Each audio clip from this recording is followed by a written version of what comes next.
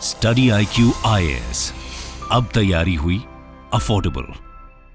नमस्कार दोस्तों finally United Nations के द्वारा जो पॉपुलेशन रिपोर्ट है इस साल का 2024 का ये जारी कर दिया गया है। देखिए यूएन क्या करता रहता है कि आगे का पॉपुलेशन क्या होगा, प्रेजेंट में सिचुएशन क्या है, इसको लेकर हर साल अपडेट करता रहता है। तो इसके अकॉर्डिंगली बताया ये गया है कि भारत का जो पॉपुलेशन है वो 2062 में जाकर पीक करेगा। कहने का मतलब यह है कि अभी भी भारत की जो आबादी है वो बढ़ती जाएगी और 2062 में अपने एकदम पीक पर चली जाएगी और फिर वहां से ये डिक्लाइन होना स्टार्ट हो जाएगा। तो इसके बारे में हम डिस्कस करेंगे, साथ ही साथ वर्ल्ड पॉपुलेशन को लेकर पाकिस्तान की स्थिति क्या होगी, क्या क्या चेंजेस होंगे, बहुत सी चीजें हैं जो आपके लिए जाना काफी इंपॉर्टेंट है। चलिए आगे बढ़ते हैं, लेकिन उससे पहले मैं आप सबको बता दूं, आप में से जो भी लोग यूपीएससी की प्रिपरेशन कर रहे हैं, हमारा जो नया जीएस फाउंडेशन बैच है दोस्तों, ये काफी यूनिक बैच है, प्रतिज्ञा बैच। मैं आपको बताता हूं, अगर आप ये बैच लेते हो, इसके अंदर एक तो आपका प्रीलिम्स मेंस इंटरव्यू सब कुछ की तैयारी तो कराई जाएगी, लेकिन इसमें खास बात यह है कि अगर आप प्रीलिम्स भी क्रैक कर लोगे अगले साल 2025 में,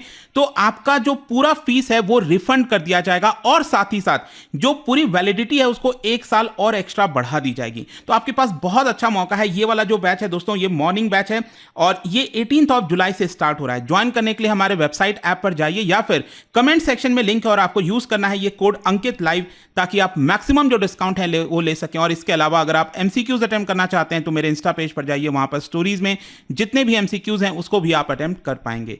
चलिए शुरुआत करते हैं और सबसे पहले ये देखते हैं कि एग्जैक्टली हुआ क्या है। देखिए यूनाइटेड नेशंस का वर्ल्ड पॉपुलेशन प्रोस्पेक्ट रिपोर्ट आप देख सकते हो, अगर आप इनके वेबसाइट पर जाओगे तो ये आपको दिख जाएगा। और ये यूनाइटेड नेशंस के अंदर जो department of economic and social affairs population division है उनके द्वारा ये जारी किया गया है। और मैं आपको बता दूं, ये रिपोर्ट अगर आप देखिएगा तो ये 28th रिपोर्ट है यूनाइटेड नेशंस का ऑन पॉपुलेशन। तो इनके द्वारा बोला गया है कि 2062 में भारत की जो आबादी है वो 170 करोड़ पहुंच जाएगी, 1.701 बिलियन।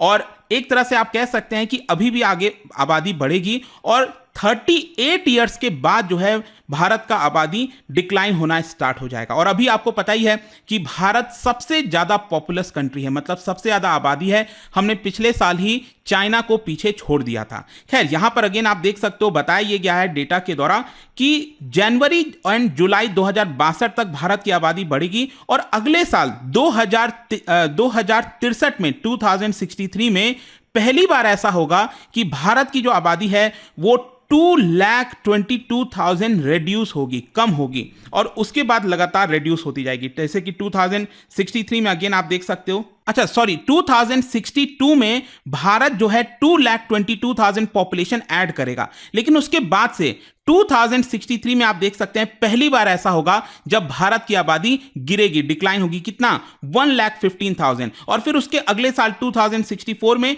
4,37,000, फिर 2065 में भारत की आबादी 7,93,000 कम होगी। तो यह आपको एकदम अंदाजा होना चाहिए कि भारत की आबादी कब से डिक्लाइन होगी, 2063 से। इसके अलावा अगेन आप देख सकते हो यहां पर रिपोर्ट में बताया गया है कि भारत सबसे पॉपुलस कंट्री है। कितना आबादी है इस समय?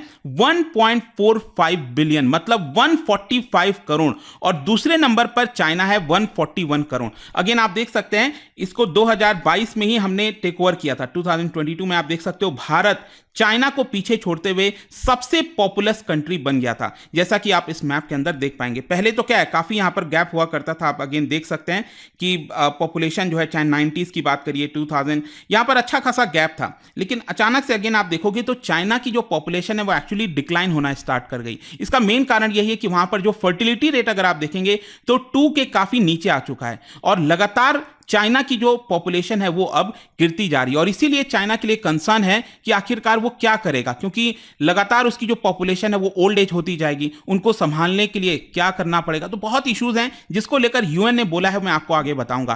खैर यहां पर पाकिस्तान को लेकर भी एक चीज कहा गया है। देखिए आज के डेट में अगर आप देखोगे तो पूरे दुनिया में पाकिस्तान का नंबर पॉपुलेशन के मामले में 5th लार्जेस्ट है। ठीक है, अब पहले नंबर पर तो भारत है, दूसरे पर चाइना है और तीसरे नंबर पर है यूनाइटेड स्टेट्स। तो यहां पर यह बोला गया है कि 2054 में पाकिस्तान जो है वो 3rd मोस्ट पॉपुलस कंट्री बन जाएगा, वो यूनाइटेड स्टेट्स को भी पीछे छोड़ देगा और इसकी आबादी हो जाएगी 389 मिलियन, मतलब 38 करोड़ के आसपास। और ये जो रैंकिंग है मतलब first second third Bharat, China और पाकिस्तान, ये जो रैंकिंग है फिर 21st सेंचुरी तक वैसी की वैसी बनी रहेगी, यहां पर कोई चेंज नहीं होने वाला है। खैर अगर हम पूरे वर्ल्ड के पॉपुलेशन की बात करें तो यहां पर देखिए क्या बोला गया, बहुत इंटरेस्टिंग, बहुत इंपॉर्टेंट, कि पूरे दुनिया की अगर हम आबादी की बात करें तो पूरी दुनिया की आबादी कब तक बढ़ती जाएगी, ये बढ़ेगी 2083 तक। जैसे भारत की आबादी 2062 तक बढ़ेगी और उसके बाद डिक्लाइन होगी,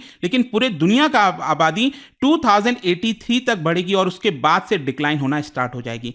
मतलब पूरे दुनिया का सबसे हाईएस्ट पॉपुलेशन कितना हो जाएगा, 10.2 बिलियन। इसका मतलब यह हुआ 1020 करोड़, ये मैक्सिमम पॉपुलेशन होने वाली है पूरे अर्थ की, पृथ्वी की। और उसके बाद से 2083 के बाद फिर वहां से पॉपुलेशन डिक्लाइन होगा। अभी करंट में अगर आप देखो जो ग्लोबल पॉपुलेशन है, दुनिया की पॉपुलेशन, इट इज 816 करोड़, ठीक है। एंड अगेन यहां पर आप देख सकते हो बेसिकली वर्ल्ड का पॉपुलेशन का जो प्रोजेक्शन है वो किस तरह से यहां पर बताया गया है। तो 2083 के बाद जो है ये डिक्लाइन होना स्टार्ट हो जाएगा। खैर यहां पर अगेन आप देख सकते हो जिस कॉन्टिनेंट पर सबसे ज्यादा आबादी बढ़ेगी, देखिए यहां पर पूरे दुनिया में अगर आप देखोगे तो चाहे यूरोप की बात करिए, यूएस की बात करिए, चाइना, इन देशों ने अच्छा खासा ग्रोथ किया है, अपने अचीव किया है। और उसका कारण यह है कि उनकी वर्किंग एज पॉपुलेशन अच्छी खासी थी पहले, लेकिन अब वो गिर रही है। अब यहां पर जो इसका फायदा है वो उठाया जाएगा अफ्रीका के द्वारा, क्योंकि आप देख सकते हैं यहां पर यह बोला गया है कि 2024 से लेकर 2054 के बीच में, मतलब ये 30 इयर्स के बीच में जिस कॉन्टिनेंट का पॉपुलेशन सबसे ज्यादा बढ़ेगा वो है आपका अफ्रीका। और इसका कारण क्या है, कारण है बेसिकली उनका फर्टिलिटी रेट। अगर आप देखोगे इस समय पूरे दुनिया में जिस कॉन्टिनेंट में सबसे ज्यादा फर्टिलिटी रेट है वो है आपका अफ्रीका, करीब 4 के आसपास। मतलब वहां पर हर एक महिला एवरेज में 4 बच्चों को जन्म देती है अपने पूरे लाइफ टाइम में, आप समझिए। तो ये विच इज बहुत ज्यादा, मतलब काफी ज्यादा हो गया ना। 4 फर्टिलिटी रेट तो बहुत होता है। रिप्लेसमेंट लेवल की जब हम बात करते हैं तो इट इज 2.1। भारत का इस समय करीब 2.2 के आसपास है, ऑलमोस्ट हम रिप्लेसमेंट लेवल पर पहुंच गए। तो यहां पर अफ्रीका में भी आप देखोगे 9 ऐसे कंट्रीज हैं, Angola, Central African Republic, Congo, Niger, Somalia. ये ऐसे देश हैं जहां पर उनकी पॉपुलेशन डबल होने वाली है इस 30 वर्षों के बीच में। 2054 तक इनकी पॉपुलेशन डबल हो जाएगी। तो ये भी अच्छा खासा आंकड़ा है जो आपको पता होना चाहिए, ध्यान में होना चाहिए। खैर यहां पर एक बहुत ही इंपॉर्टेंट जिसके बारे में हम चीजों के बारे में डिस्कस करते हैं वो है आपका डेमोग्राफिक डिविडेंड। देखिए यहां पर अगर आप देखोगे करीब 100 ऐसे कंट्रीज हैं, 100 ऐसे देश हैं जिनका वर्किंग एज पॉपुलेशन, मतलब ऐसा आबादी जो काम करता है, तो इसमें बोला गया है बेसिकली 20 ईयर से लेकर 64 ईयर। देखो वैसे जैसे भारत में हम बात करते हैं वर्किंग एज की तो 15 साल से लेकर 64 ईयर्स के बीच में इस तरह से, लेकिन यूएन ने इसको 20 ईयर से 64 ईयर्स बोला है। तो ये 100 देशों में जो पॉपुलेशन है, वर्किंग एज पॉपुलेशन, वो बहुत तेजी से बढ़ेगा। मतलब अगले 30 वर्षों में 2054 तक, जिसमें भारत भी एक ऐसा देश है, तो हमारी भी वर्किंग एज पॉपुलेशन 2054 तक बढ़ती जाएगी। तो हमें इसका फायदा लेना चाहिए, मतलब कि वर्किंग एज पॉपुलेशन ज्यादा काम कर सकेगी, ज्यादा सामान बना सकेगी, मैन्युफैक्चरिंग, सर्विसेज, तो इससे हम अपना ग्रोथ अच्छा अचीव कर पाएंगे। और इसी को हम कहते हैं demographic dividend.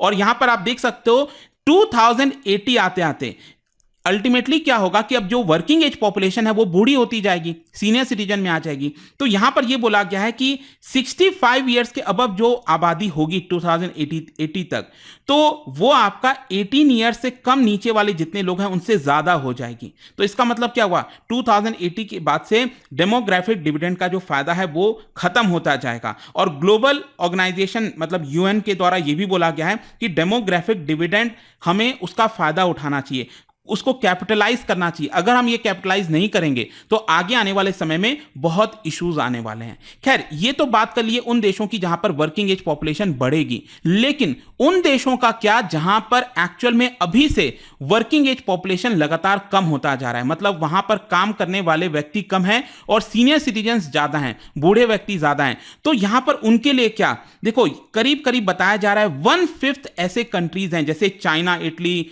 Korea, Spain. Again आप इस मैप में देख पाओगे जहां पर पॉपुलेशन ऑलरेडी पीक कर चुका है, जहां पर अभी से पॉपुलेशन डिक्लाइन होना स्टार्ट हो गया। वो कौन कौन से देश हैं, जैसे चाइना हो गया, रशिया हो गया, जापान हो गया, यूरोप के कई सारे देश हो गए, ठीक है। तो ये ऐसे देश हैं जहां पर पॉपुलेशन डिक्लाइन हो रहा है, तो उनके लिए थोड़ा सा चिंता की बात है। उनको यहां पर क्या करना चाहिए, टेक्नोलॉजी का ज्यादा से ज्यादा फायदा उठाना चाहिए, ऑटोमेशन का फायदा उठाना चाहिए, जो प्रोडक्टिविटी है सभी वर्किंग एज पॉपुलेशन में उनको और इंप्रूव करना चाहिए। ऐसा यूनाइटेड नेशंस के द्वारा अपने रिपोर्ट के अंदर बोला गया है। फिर यहां पर फर्दर उनके द्वारा बोला गया है उनको ज्यादा अपॉर्चुनिटीज मिलनी चाहिए, और साथ ही साथ जो वर्किंग लाइफ है, मतलब कि जैसे मान लो कुछ ऐसी आबादी होती है जो और ज्यादा काम करना चाहती है, तो हमें उसको एक्सटेंड करना चाहिए। जैसे मान लो रिटायरमेंट अगर 60 ईयर्स है तो उसको बढ़ाकर 65 ईयर्स 70 ईयर्स तक कर देना चाहिए, ताकि वो और काम करें, ताकि वो बर्डन ना बने एक तरह से वर्किंग एज पॉपुलेशन के लिए। तो ये कुछ ऐसे सुझाव दिए गए हैं इस यूएन पॉपुलेशन रिपोर्ट 2024 के द्वारा। तो आई होप दोस्तों इस रिपोर्ट में जो भी इंपॉर्टेंट चीजें थी, जो भी हाईलाइट था, वो मैंने आपको बता दिया। और जाने से पहले एक इंटरेस्टिंग क्वेश्चन, क्या बता सकते हो इनमें से कौन सा मेजर फैक्टर है जो कि पॉपुलेशन डिस्ट्रीब्यूशन को इन्फ्लुएंस नहीं करता है?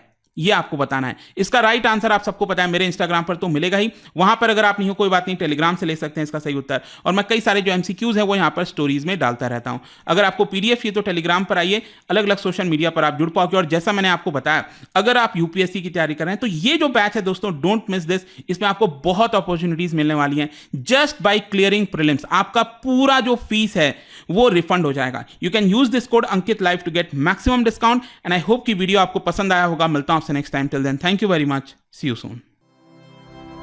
स्टडी IQ IAS, अब तैयारी हुई अफोर्डेबल।